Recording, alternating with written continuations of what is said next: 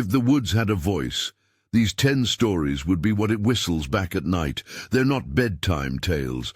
They're the kind of things you tell at a low fire when the coals are nearly gone and someone else is watching the dark. Tonight's list was Justin's birthday pick. He asked for the worst ones.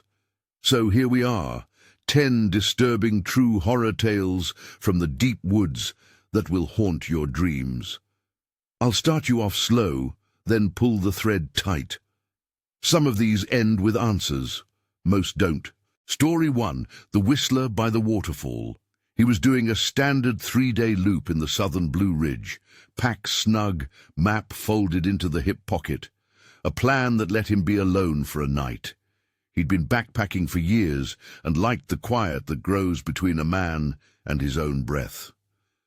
On the second day, he took a detour, a side spur, the map labeled as a hidden cascade. No one on the trail that day. The forest felt recessed. Even the birds kept their heads down. The waterfall was the kind you find on a bad map and a good hunch, a narrow drop caught in a bowl of slick rock, water running white in a frame of moss.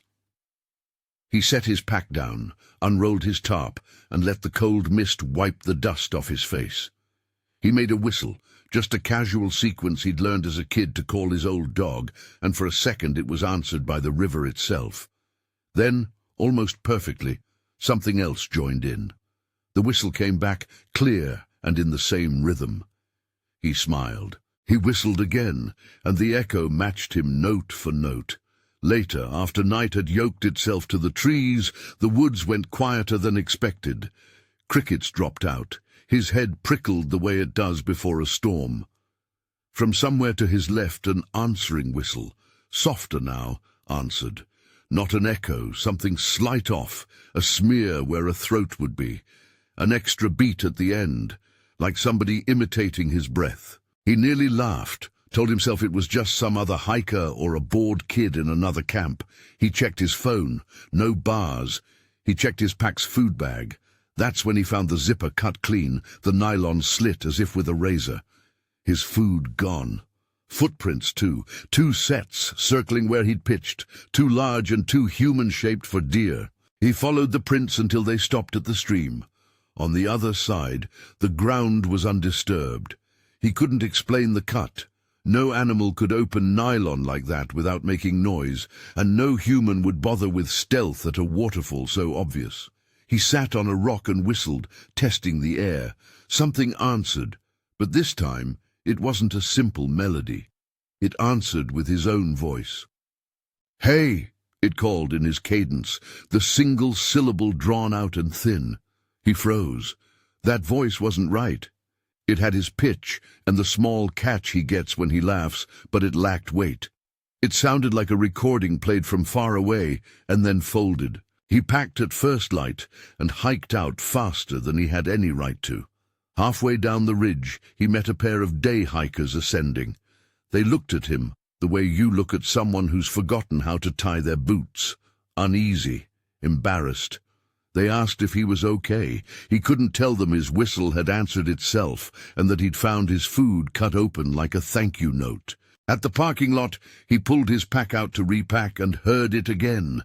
There, between the cars, soft and deliberate, a whistle matching the one he'd done at the waterfall. He spun, heart hammering, and for a second there was a man at the edge of the lot looking back, casual, nothing remarkable. Then the whistle flew off into the trees and vanished. He told friends later, half joking when he could, hole in the way you half joke to keep the memory alive and the fear thin. Some said pranksters, some said wildlife. He stopped going alone after that.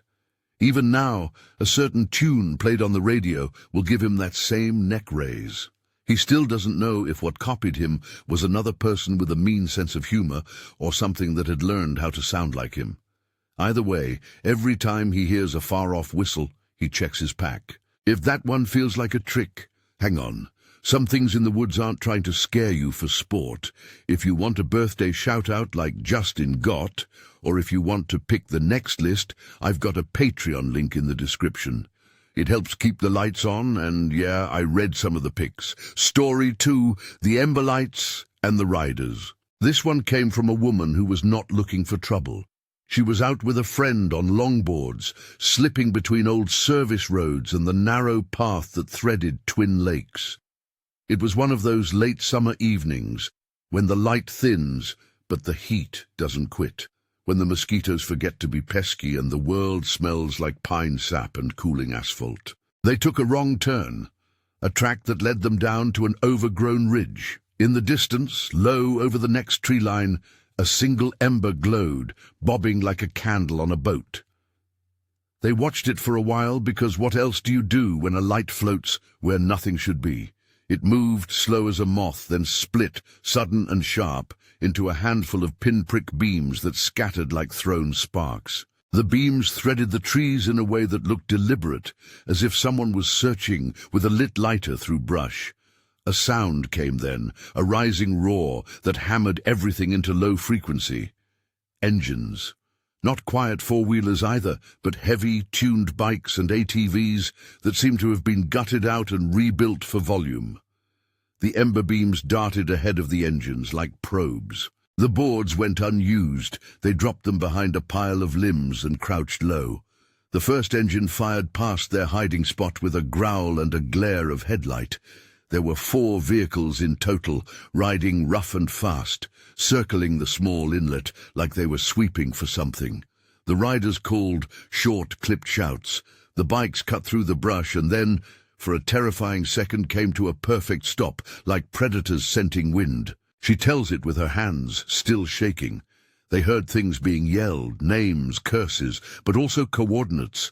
Tones used when someone is looking for another human being in the dark. She and her friend hid, pressed into mulch and fern as the thrum of engines made the chest feel hollow. Once, a floodlight found the water and sprayed it white. For a moment, the riders cut their engines and the forest swallowed sound like a fist. From a distance, in the pause, the ember lights abandoned precision and rushed, flaring into chaotic clusters that zipped into every patch of tree like fireflies gone wrong. The riders moved with them, as if following the lights instead of searching for trespassers. They spoke of how the lights seemed to lead the motors, and how once the lights vanished behind a stand of laurels, the engines slowed, then began circling the path in a pattern that suggested they knew where people might hide. The women kept to their palms and waited until the bikes were a decent distance. They ran then, running on a trail that wasn't theirs, lungs burning, and got to a road that dumped them near a highway. They didn't look back until they were in a gas station parking lot, shaking and pale under fluorescence. Later, in the relative safety of what passes for civilization at 2 a.m., they debated what they'd seen: illegal loggers, clandestine racers, men running from more trouble than the law could see. Some of the riders' behavior seemed choreographed, like they were protecting something, like they'd been told to keep people out. They never walked back to check. Years later, she still hears bikes at the edges of sleep and wonders whether the lights were probes, ritual torches, or something else that had learned to seduce a motor into following. For the rest of the summer, she avoided that stretch of road. Some things move with machines, some follow the light instead. Story 3. Knives at the Clearing. This one's flat and raw. A small college group, guitars and a red thermos, their laughter loud enough for the canyon to swallow. The dog, Monty, a hungry mutt with a tail like a sapling, kept stealing guitar picks and burying them. It was the sort of scene where you can feel everything is juvenile and safe, the kind of reckless peace that makes nights like that feel immortal. At dusk, 2 men stepped into the clearing. Long and narrow, like the kind of people whose bone structure gives them a permanent hunched look. Each carried a long knife sheathed at the hip. Not the hunting kind, those were short and practical, but long, thin blades that hinted at show rather than utility. They walked without overt aggression. They smiled in a way that made someone laugh too loud, the kind of smile that tests boundaries. They lingered in the tree line and then began to circle the campsite in slow, casual passes. One of the students, fluent in the kind of bravado only college kids have, went to talk with them. It started polite. The men asked if they were homeless, if they had been drinking, whether they were hiding drugs. Their questions came out like checks for an anticipated debt. Their eyes flickered like someone assessing merchandise. Monty, who had the sense God gives dogs, began to bark in a rhythm that warned off the two men rather than invited play. The barking escalated when one of the men put his hand on his knife. The student who'd gone to talk backed away. The men's smiles sharpened and then softened into a mockery. One of them knelt, handled the knife as if showing a trick. The blade caught the campfire light and made a slow, dangerous sound. No words were raised that mattered. The men told stories of other camps they'd checked, a polite euphemism for theft or worse, and how easy it was to find young folks who thought the woods were friendly. The group tried to laugh. They were too young to leave, too invested to be cowardly in front of each other. They passed the bottle and played songs. At some point, Monty lunged at one of the men who'd edged too close, teeth bared. The man shrugged and, with a tone like a joke, told them dogs were good for noise. He then walked out, as if bored. They stayed the night, but the mood had changed the way a cloud changes light. The noises that night had a layer of attention to them. Every twig snapped with the sense that someone watched how they reacted. At dawn, the two men were gone. The group broke camp quickly. No one called the police. No one wanted to make a scene or jeopardize the stories they told back home as bravado. There was, though, an unsettled certainty that they had been sought out, the way a predator picks an area already marked by scent. People who heard the story later said the men could have been thieves or crazy drifters. Others thought their knives and the way they asked for drugs were almost showmanship, like people who worked an angle, the kind that scouts for victims. Monty didn't like cars for a week. The students never returned to that clearing. The college paper printed a polite warning after someone else posted about a similar encounter weeks later, and then nothing more. The forest kept the rest. It sounds like a mugging until you think about the way they moved, how the knives weren't used but were used like the presence of threat itself. Some people leave because something has to be hidden. Some leave because they realize they were never alone to begin with. Story 4. The Vanishing Building and the Shadow Follower. Two 15-year-olds with more curiosity than caution followed a faint path in upstate logging country. They found what looked like an abandoned industrial shack, wooden, oddly out of place, the kind of structure that should have been demolished 40 years earlier, but somehow wasn't. Inside, the air was wrong, colder, metallic, like the inside of a freezer box that holds rust. Someone had left work tools. Dull saw blades hung like teeth, lengths of chain, a wheeled cart with one dead rubber tire. A scent, oily and almost chemical, hung in the rafters. They laughed at the edginess of it, posed for a picture. One of them pushed a door open, and a sound went off somewhere behind them, some improbable slam like a door in the belly of a ship. They joked about ghosts. They left the place and walked home the long way around because the road was easier to find. That night, one of them, trying to be brave, grabbed his dad's old pistol, a 9mm he wasn't supposed to touch, and returned with his friend. The pistol was mostly a talisman. Teens think metal gives them authority. They wanted proof to show classmates, proof they weren't scared. On returning, the building was there with the same warped boards and the same cart and a new smell like wet ash.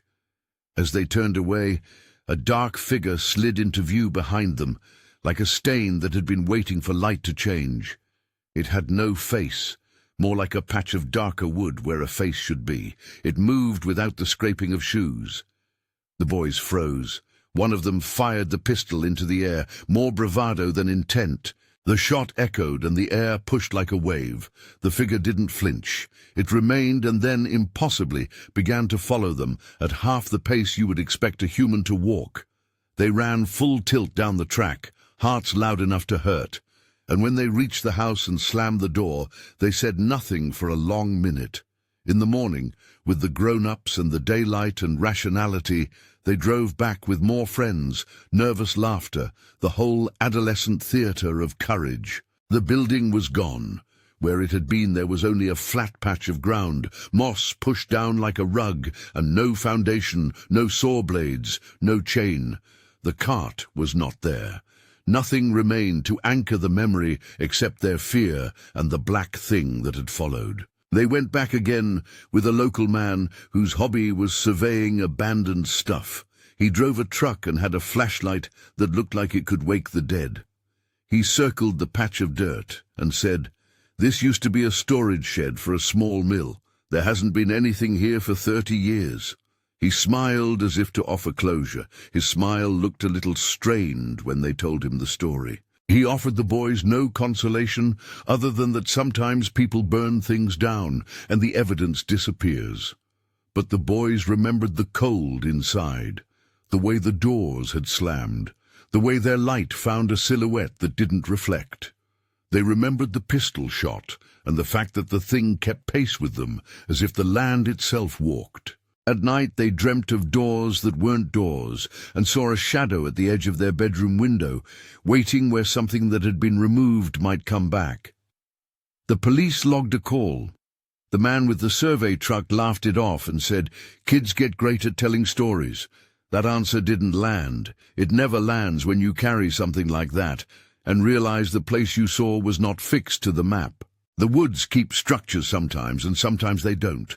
The thing following was the worst part, a person-shaped absence with the patience to tail teenagers home. Story 5. The Truck and the White-Eyed Man. A spring break road trip, 8 hours of bad radio, even worse pizza, and enough energy to fill 3 campsites. They pulled off at a lake where the grass had been cut but left unkempt, where boats sat on trailers and the people around the water were transient. Earlier that afternoon, someone had noticed an old rusted pickup half sunk in tall grass near an old dock. It fit the landscape like a bad tooth. They joked about exploring it later, and later came in the tooth of night. One of them, careless and certain, walked out to the truck drunk on the comfort of a small group and the company of the dark. He pressed his palm on the glass, shining a phone torch through the grime, and saw a face turn in the driver's seat. The man looked wrong, the storyteller says. His palms were clean, his hands looked like they'd been wrapped in paper, but his eyes, man, his eyes were wrong. She didn't say white, like you might think immediately. She said the eyes had no pupils, just a flat, dull light within the socket. There were streaks down his forearms that might have been blood, might have been sap, might have been rust.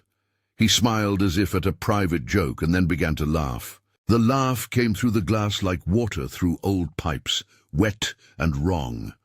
He banged his fist against the window as if trying to get someone to wake up. The group froze. For a terrifying moment, under the porch lights of houses nearby, figures gathered on doorsteps. Not a lot, just silhouettes that watched like they'd been called to attention. When the truck started, it rolled out of the grass like something that had been waiting to leave. It turned at the edge of the lot and then kept pace with the boys' car. They hit the highway and pressed the accelerator as if speed were defense. The pickup stayed with them at the rear-view mirror, the headlights white and dead. Sometimes it would slow, sometimes it would come close, and sometimes from the shoulders of the highway someone would stand at the fence line and watch the convoy pass. When the truck slowed to a stop, the watchers would shift their weight and go back behind porches or vanish into the dark. They tried to lose the truck, pulling off at a frontage road and cutting through a farm that shouldn't have had a back road. The truck kept pace as if it knew every dirt cut. At one point the truck veered into a field and sat there, the engine idling. The boys rolled down the windows and could hear the laughter again. One kid threw a bottle toward it in a blind, petulant gesture, and the truck did something that made everyone stare. The driver lifted a hand and waved back as if they were not the hunted, but the hunters looking out for sport. When they finally lost it, it was as if someone had eased away into a fog. They stopped in a motel, sleeping in shifts, the one who touched the glass staring at his hands for a long time. In the morning, the truck was seen again. Sometimes in towns the boys drove through later that week, like something with no fixed address. People that saw it described a whole stretch in their faces that didn't map to cruelty or kindness. The unnerving part, maybe worse than the missing pupils or the laughter, was the sense that those on the porches had approved what had happened. Not all of them, but enough. Enough to make you wonder if there was a network of attention in that valley, of watchers who kept quiet when something like that rolled through. Weeks later, one of the boys broke down and said he could still hear the man's laugh when he closed his eyes. He would trace the ring of panic the truck had left in his chest and feel, for a long time, watched. They told no one what they felt. When you come home from something that looks like a prank but carries the weight of complicity, you tend to stop sharing it. It's the kind of memory that becomes a ledger. Who watched and who looked away, who waved and who stayed on their porch. The truck never showed up at the police, and anyone who called the local sheriff found only a list of other minor complaints. No arrests, no answers, just a stretch of road that holds a lingering smell of engine oil and something like old blood. You start to notice how these tales change the sensing of travel. A parking lot is not neutral, farms become corridors of observation, and porch lightings are judgments. People say the woods amplify what's already there. Loneliness, malice, something that feeds on being seen. The stories so far are small circles in a larger pond. Each ripple overlaps with the next. The whistle returns in the dark. Lights can guide engines. Knives can be display pieces. Buildings can disappear. Trucks can have eyes without pupils. The woods, if you let them, will teach you their vocabulary. It's getting late. The fire's dipping. The next thing I'll tell you is one that made half a sheriff's department sit uneasy, and it involves a cabin that should have been empty and a single rock thrown back the wrong way. But first, take a breath. Keep that whistle in mind. Keep the ember lights at the back of your eyes. We're just getting started. Story 6. The House Sitter and the Thrown Rock. He was supposed to be watching a cabin for 2 weeks while his folks took a long-needed vacation. The place sat at the dead end of a gravel road cut off by pines that closed fast in the colder months. It was the kind of property that, in sunlight, looks like a postcard. Porch swing, chipped enamel mugs, a stack of firewood someone had thoughtfully covered. In the dark, on a night with no moon, it sits like a thing waiting for somebody to forget it. He liked the quiet. He liked the simple job. Collect the mail, light a fire when the mornings were raw, water the hanging plants. For the first several days, nothing happened beyond the ordinary. Mail, a raccoon that learned how to open the lid on the trash can, the night fox voice that sounds like a loose gate hinge. On the 7th night, he did something small and stupid, a small rebellion that felt grown-up. He threw a smooth, flat rock across the yard, more to feel the arc than to hit anything. It landed and rolled, and for a moment everything was exactly as it should be. Wind in the pines, the stove clock ticking, a radio playing an old station that cracked when an ad came on. Then something answered. A rock bounced back from the dark, smaller and harder, and it thunked against the porch rail where his elbow had been. It was a perfect return, thrown with a precision that suggested someone had been standing in the trees, watching him wait for that exact moment. He froze, listening. The house seemed to press in. He laughed once because you laugh when you don't know whether to be braver or ashamed. He spoke into the dark. "Who's there?" More to steady his own voice than from any real hope of an answer. The answer was a laugh at the edge of sanity, not a laugh that said hello. A laugh that suggested someone had been rehearsing how to make you small. He grabbed the flashlight and walked the perimeter, with the beam scything across the trunks. The light found nothing but the blackness between trunks. Then, a little farther down the drive, it found the shape of someone. He called out, and the figure moved away, a ripple in the trees.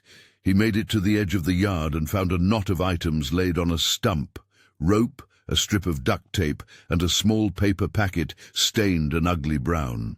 The smell hit him before his brain processed what he was looking at. Iron, and something else that didn't belong in a cabin. His hands shook when he called the sheriff.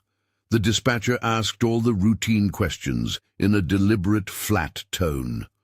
A deputy came out with a partner and a big flashlight that made deer eyes shine like coins. They found footprints that ended at the stump and a narrow trail that vanished into the underbrush. They found a chain dragged and hung on a low branch. They also found not quite enough blood to say what had been done, but enough to make them take it seriously. A smear on bark, a drop on a board. They called for a canine unit. A house-to-house check turned up a neighbor who said he'd seen lights in the tree line a week ago, like someone moving slow and deliberate, and thought it was kids. Another neighbor scratched his chin and said teenagers play at night around there sometimes, but he hadn't seen anything that would make him lose sleep. The deputies searched until dawn. They asked questions about whether the sitter had any enemies, whether the cabin had been used for parties. He said no. He said his parents were careful people. The deputies left their paperwork and their steady official faces and promised to patrol the area more. They said, if anything else happens, to call immediately. Later that week, when the sitter went down to get more firewood, he found something else on the porch, a rag with frantic scribbles on it. The pen had been forced through with a hand that wasn't graceful. The words made less sense than the handwriting suggested. Half words, numbers, the word fire in capital letters, and then a smiley face drawn like a child's afterthought. He tucked the rag into a drawer and slept with the light on. At 2 a.m, someone threw another rock. This time it hit the kitchen window with a dry, hard bite. The sound made his blood turn. He grabbed the phone and ran to the door, but by the time he was on the porch, the thing in the trees was gone. A neighbor came over the next day, an older man who kept binoculars around his neck, and said he'd seen a truck idling on the road 3 nights prior. The truck had no plates. He'd waved, and the driver had smiled, showing a mouth that seemed too white. He'd gone inside and told his wife not to worry. The sheriff returned with a detective from the next town over. They took statements, catalogued the items on the stump, photographed the rag and the smear and the dent the rock had made in the metal porch rail. The detective said something he couldn't articulate clearly into a microphone, the kind of thing that made the sitter's cheeks go cold. Sometimes people who camp for sport learn a language of trespassers, symbols, marks, ways to silence property. Other times, he said, people return to places where they have been wronged and leave a memory behind. No arrests were made. The sitter's parents cut the trip short and sold the cabin. To hear him tell it later, in the careful way people tell themselves they are safer now, the unsettled question that stuck with him wasn't whether someone had been watching. It was what they'd been preparing for. The things left on the stump read less like tools and more like instructions. Sometimes at night he'll pick up a rock just to feel the weight, and he'll roll it in his palm and listen to the sound of it against the porch rail. He still wakes if a shadow moves near the trees. He sometimes looks at the places in his house where he thinks someone could stand and wonders what they'd do if they found him there. He hasn't gone back, and he never will. The idea of a human intention that precise and patient is worse than any madman you can imagine. It requires waiting. It requires stalking you with a routine, with practice. That kind of calm threat is a hard thing to unlearn. Some things are left beside the road as warnings. Sometimes they are left because someone wants to show they had the attention to do it. Story 7. The Quarry and the Running Mass. He'd been out with a crew of friends because they were young and wanted to feel something big and dangerous. The quarry is the kind of place that gives you an appetite for the uncanny, steep rock faces, water that looks black no matter how clear, old cement slabs that jut like broken teeth. People have died in quarries by accident. People have disappeared there. That history makes a place breathe differently. They parked beyond the rusted gate and hiked down the angry slope of talus into a shelf that looked over the water. One of the guys, who read ghost blogs and drove an old truck, told the story about how the quarry closed after a collapse. "It's like the stone remembers," he said, "the way people say mean things and laugh to make the laugh sound less true. They passed a cairn built of forgotten glass bottles. Someone carved a crude pentagram into a slab and then tried to wash it away. The air felt denser, as if the geology itself was a memory keeper. They moved with a seriousness that eventually gets into the voice, that slow baritone that says, 'We're together and we'll be okay.' It was dusk when someone saw it, a smear of black moving fast along the bench, too quick to be a person limping. It streaked across the rock face and into the trees with a sound like pebbles and the dry rush of feet. Their flashlights found nothing and everything all at once. Glistening rock, a faint outline, a shadow that stuck to their light like oil. Then the sound started, not one footstep. It was a chorus of running, a rush of human feet across the quarry floor that never seemed to get nearer or further. Their lights swept, and the sound answered like a machine wound too tight. It circled them. They called out at first, "Hey!" Stupid, loud, brave, and the sound replied with a faster tempo, like people running over gravel trying to escape a collapse. One of them laughed at first, sharp and high, because nervousness needs to sound like something else. They left, but they did the stupid human thing you do. They went back with more people. With more people you teach yourself that the place will be rationalized. More witnesses equal less imagination. They brought better flashlights and bottles and a recorder that one friend swore would prove something. As they walked the rim, a black form streaked by like a patch of paint, moving independent of gravity. The recorders picked up nothing beyond wind and a low, pulsing rumble. Then suddenly the flashlights died. Not flickered. They went to nothing. Darkness came like a hand. The sound did not stop. Men running, heavy, panting, a rasping edge to it that didn't fit with breathing. It ran in place around them, as if a stampede had been recorded into the quarry's bones. In the dark they could hear rocks shifting in ways that didn't match the line of their flashlights. Rocks moved without falling.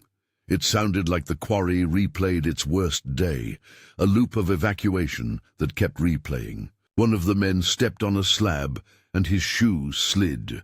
He cursed. Someone grabbed him. They all clung together and their breath made halos in the flashlight beam when it stuttered back on. There were marks on the rock where someone had clawed, gouges that looked like hands, but could have been machinery. They found remnants of old work, the oaths, a rusted hard hat, but also things that didn't fit, fresh scuffs that were long and deep and not from boots. The local story, told by the bartender in the closest town when the kids later sat there and watched their hands tremble around a black coffee, goes like this. Years ago, a blast came early. Men who worked night shifts were on that stone when the wall chose to fall. A quick burial or an impossible exit. Accounts vary. People who survived had blank looks and a sound in their chests like a cave. The grief and the panic left a kind of echo in the rock, the way a bell rings after being struck. Some of the quarry workers they interviewed in a show of official curiosity looked at the young men and said, "Don't poke at old bad days. Let rocks rest where they fell." The sound followed them for months. It came at random. While sleeping, while driving down I-40, while in a shower, one of them screamed because he could swear he heard stones running under his feet. For a while, they were a group that could not talk about an ordinary day. They had the fractured look of people who've seen their own town replay a private disaster. The ambiguity stayed. Maybe it was acoustics, an uncanny rebound of layers of basalt.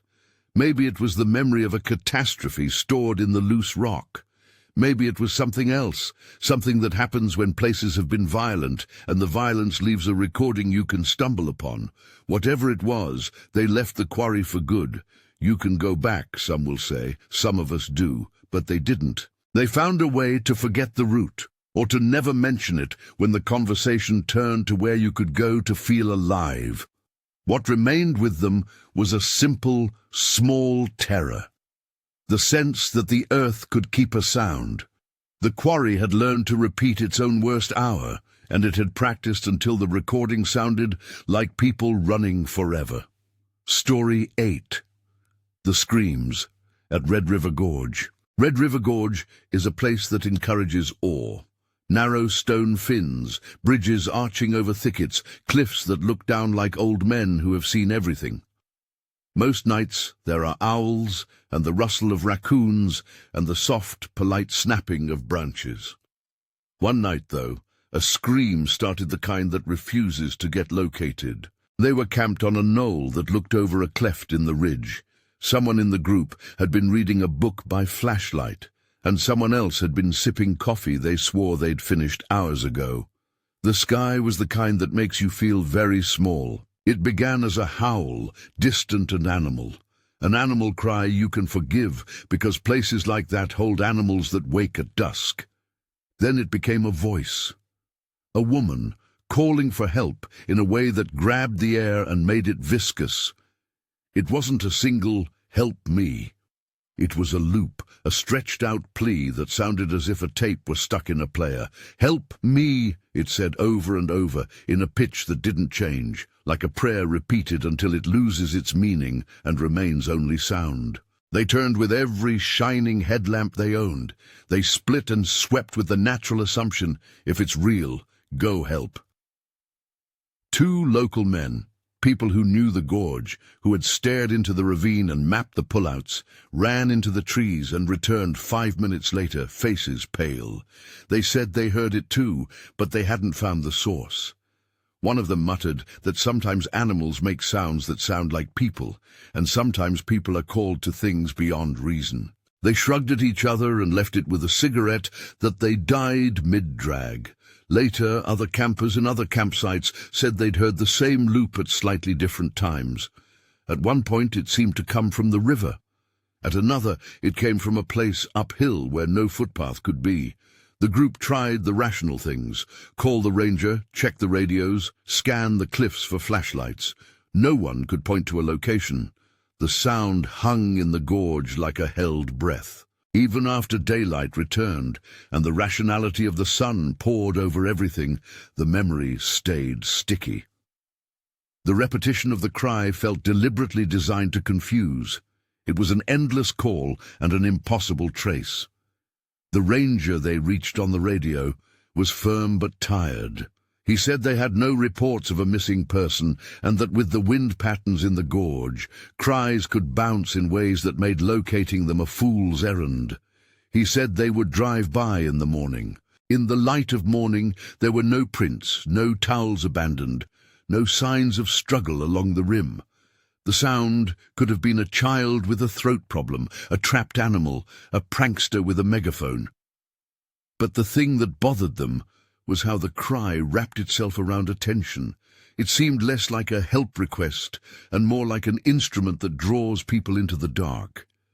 The two men who had run off said nothing beyond a gruff, "We heard it," and a look that asked not to be asked. Years later, when the person telling the story recounted it over another fire, people asked whether it was a trick of acoustics. He said yes, probably, but he also said he could still hear the loop when he closed his eyes. A woman's voice calling from a place that cannot be reached. He said the memory didn't settle. It expanded and made corners move in rooms where you know everything sits still. He left the gorge earlier than he planned that weekend. He folded his tent quickly and drove with hands tight on the wheel. Sometimes the terror in him wasn't that something terrible had happened, but that something was calling through the dark on purpose. A voice that necessitated attention, that wanted to be found and maybe to be followed. He couldn't help thinking, what if that voice wasn't a cry for rescue but a lure? It's easy to say echoes are echoes. It's harder to say why you answered when it wasn't your shout that came back. Story 9. The Lost Teen Who Came Back. There are forests that seem to eat time. People go in and years later find themselves arguing about the hour they left the house. This story is one that towns keep on the back burner of conversation because when a child returns and cannot tell you what happened, the town creates protective routines that look like normality but are mostly denial. He was a 16-year-old who liked to fish, who had a laugh that filled a truck cab, who had a sister that posted photos of him that made him roll his eyes. He walked into the woods on a cool afternoon and didn't come back. The search began the way searches do: volunteers, flashlights, dogs, people with coffee and grief. The sheriff's office looked through the usual boxes of possibility: runaway, accident, foul play. After a week, the searchers stood at the edge of a swamp and prayed, in the half-ironic way small towns sometimes pray, offering up hope the way you leave a candle on a sill. Then a month later, he walked out of the trees by himself, barefoot, mud on his legs. He couldn't tell anyone where he'd been. He said he remembered a sun that felt wrong and a road that folded back on itself. His clothes were different. He had no watch. His phone was missing. He told them that he had sat down by a large rock and watched shapes moving in the underbrush. He said he had gone with one of them for a while, had been told not to look back, and then was left. He spoke like someone fishing for words that don't exist. Medical tests didn't show drugs. He had no cuts or clear signs of physical hurt. Psych evaluations noted dissociation, memory gaps that aren't uncommon in trauma. The doctors gave him sleep medication.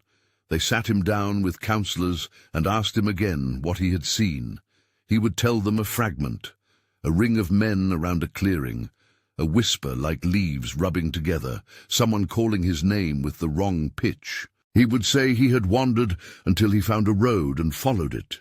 Years later, the town's guardrails would tell you a handful of other things. There are acreage markers that change if you sleep near them, folks who go in at dawn and come out days later thinking only a few hours have passed. Old-timers mutter about a place that felt wrong, a slip in the map. The boy's family kept his photos in a drawer. He returned, but was not the same in the small, particular ways. He couldn't stay at the edge of a tree line without wanting to step away. He sometimes woke screaming for reasons he couldn't explain. People gave him work that kept him busy and away from late nights. He went quiet about the details, out of a sense that telling makes it truer. What made this story spread through the region wasn't the missing month, so much as the way his story refused to pin down what had happened. He did not have broken bones. He had mental forks. He had accusations lodged in the jaw of neighbors that made people look at each other awkwardly during holiday meals. Did someone see him? Did someone take him? The sheriff's office kept a file but never found a witness who could lay blame. The raw edges of what happened were patched with rumors, and this created a folklore that the town told itself to sleep. Years later, at a reunion, someone asked him if he believed the woods had taken him. He thought about it and shrugged. He said he felt wrong inside when he looked at pine sap on his hands like a salt on old wounds. He said he didn't remember a face, but he remembered a feeling of being politely watched. When he described the sensation, people felt something close to nausea. The lesson here is quiet and heavy. Sometimes the woods don't remove you by ripping you away. Sometimes they leave you an edited version of yourself, with paragraphs missing and margins burned out. You return, you smile, you go to work, you sleep. But there is a blank where memory should be, and the town begins to orbit that blank like a question. It becomes prayer and rumor, and sometimes resentment. People in that forest don't speak much. They don't accuse loudly. They don't want to unravel the fabric of their days by insisting that the soil has reasons beyond our comprehension. This boy's life became both a warning and a notation. If the woods change your sense of time, you might come back as someone who fits the town, but is not all of it. People kept their distance in a quiet, socially acceptable way, and that distance grows into a kind of mourning. Story 10. The Hollow and the Window Ghost. The hollow had a name in the small town, one people said in low voices, so the phrase didn't seem to command attention. It was an old mining settlement that had been reduced to a tangle of foundations and chimneys. The ranger warned, "We don't go in there at night, not alone." He gave the line with the kind of dryness that suggests he's said it more times than he believes. The hollow had a tragic history. Miners killed in a collapse, a small town that bled out as the quarriers packed up and left. Places like that carry weight. A group of college kids, the kind who see abandoned places as Instagram backdrops, decided to spend a night in the shell of the main boarding house. They brought snacks and a camcorder they said they'd use for a ghost bit later. They crossed the chain and walked into a latticework of floorboards and charred beams. The place smelled like rain and old coal. They set up in a room on the second floor that still had a window looking out over the hollow proper. They joked and filmed and dared each other. As night fell, they ran a small EVP test because they had seen it done in 100 videos. They asked soft questions into the dark and then played back a hiss that was more air than answer. Nothing happened for a long while beyond the normal creaks of an old house finding its temperature. And then, through the camera's tiny screen, they watched something happen at the second-story window. A pale, almost transparent figure stepped into the frame for a heartbeat. It looked like an old man, dressed in clothes the camera could not fully resolve. He raised a hand and looked out into the hollow as if searching for someone. When the camera's operator, who was laughing and playing brave, adjusted the focus, the figure was gone. The footage shows a moment where light seems to fold weirdly, then a small grain and a shimmer. On the audio, there is a low, unintelligible mumble that the operator swore sounded like fire and leave. In the minutes after, someone felt a hand touch their shoulder, and then a whisper so close to the ear that every hair stood up. The whisper said, "Hello." The kind of hello that is not a greeting, but an acknowledgement. It knows you. No one was behind them. They spun. The room was empty. They fled. Not a dramatic run, a scramble. Shoes left in a heap on the porch. Later, sober and in a diner with greasy coffee and the camera turned off, they argued the footage was a hoax, a trick of lighting. One of them, who had grown up listening to his grandparents' tales of the hollow's collapse, was quieter. He told them about how, in the old reports, men had simply vanished or been found hanging like bad ornaments. He told, too, of miners who were never accounted for properly, their names lost to ledgers and soot. The group exchanged glances that were not entirely comfortable. Months later, the camera footage circulated in a small circle online. Some people hailed it as undeniable proof of something. Others laughed and traced the shimmer to compression artifacts and cheap lenses. But those who'd been there retained a scar, the feeling of a weight on their shoulders that wasn't a physio moment. One of them, a girl who had been the least convinced, developed a habit of squinting at windows after that night, checking for human-shaped absences. The ranger's tone when the incident was reported was patient. He said the place had a history, and history leaves impressions. He said that sometimes a night's attendance can pick up residuals, sounds, impressions, the outlines of someone who was present until a decision to let them stop being present was made. He refused to call it anything but memories stuck in architecture. He recommended they not trespass again. One local, who had been a quarry worker's son, told a strange addition in a voice low enough to be a secret. He said there were men who died there who couldn't find their way off the property because their hands were still doing the work they had done for a living. They couldn't leave the rhythm. They showed in windows sometimes as faint figures, looking out with the blankness of someone who has been sitting at a second-story ledge for too long. The most chilling moment, for those who'd been there, wasn't the apparition. It was the way the house seemed to keep trying to finish its story, throwing a ghost into a frame like a cue card to the living. The whisper at the shoulder, the impossible appearance in a burned-out pane, the recording that said something like fire in the language of breath and smoke. These things made rationalization slippery. They never returned. Some of them give interviews now about respecting places, which is a polite way to say they felt wronged by curiosity and that the hollow had exacted a price. The ranger would sometimes find fresh footprints at the chain and lock it tighter. People in town still point at the pile of bricks and tell you not to stand too close after dark. The hollow keeps a memory and sometimes shows it the way a person shows an old photograph, briefly, with the edges soft and the thing tended to fading. When the kids who saw the window ghost talk about it among themselves now, they don't laugh. They remark on how some places will answer you. They say the hollow taught them that structures keep business with the past, and if you pull at that thread late enough, you'll find hands at the window. Conclusion. The night keeps the rules. We've walked through 10 different edges. Some of them were small acts of cruelty, some were nothing but the earth practicing sadness, some felt like people with rehearsed malice. A few seemed to be something else, an imitation of a friend, a voice that won't be located, a face that looks back with the wrong eyes. There are threads that run through all of them. The forest doesn't tell us which is which. It whispers in whistles and returns a tune you thought only yours. It will send a light to lead engines or call a scream that bores into attention. It may keep the sound of a quarry collapse in the rock, and it will keep business with structures that were never supposed to stay. It will give back a person who has had time stolen and hand you a version of them that is mostly home but not wholly.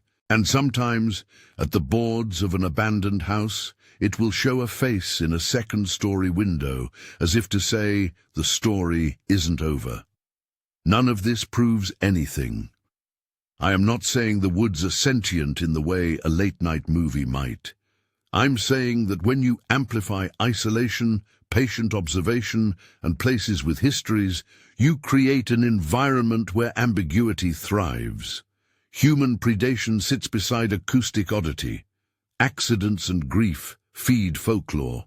People see meaning where something else might simply be.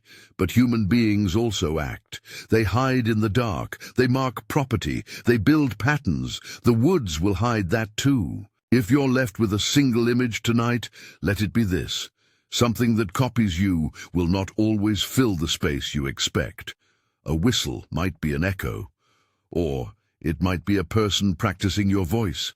A light might be a cluster of fireflies, or it might be an invitation for engines. A structure might be gone because someone burned it and someone else remembers it. This whole roster of stories is a request, in a way. It's a request to pay attention, not to trespass, not to glorify, to notice how little you know, to consider that the dark is a stage where many things perform: grief, malice, memory, trick of acoustics, and occasionally whatever else we are too small to name. Justin, happy birthday again. You picked well. If tonight's list left you feeling like the hair along your forearm is worth watching, that's the right reaction. Don't make the woods your place to practice daring. Leave the trespassing to the people who either know better or don't care about the cost. If you enjoyed tonight's hour and want a shout-out or to pick the next list, there's a Patreon link in the description where I post early stories and a few behind-the-scenes notes. Your support keeps the channel alive and pays for the lights and coffee. And yeah, I read some of the pics, but that's the only sales pitch I'm making tonight. The trees keep their own ledger. Sometimes they hand back pieces of what they have taken, but not always whole, and often in ways that make you look over your shoulder even when you're standing in your own kitchen. The woods do not forgive curiosity the way people do. They simply keep it on record, like a voice recorder that repeats at night. Keep your doors closed, keep your maps folded, and if you hear a whistle in the distance that sounds exactly like yours, well, maybe answer with a different tune. Good night.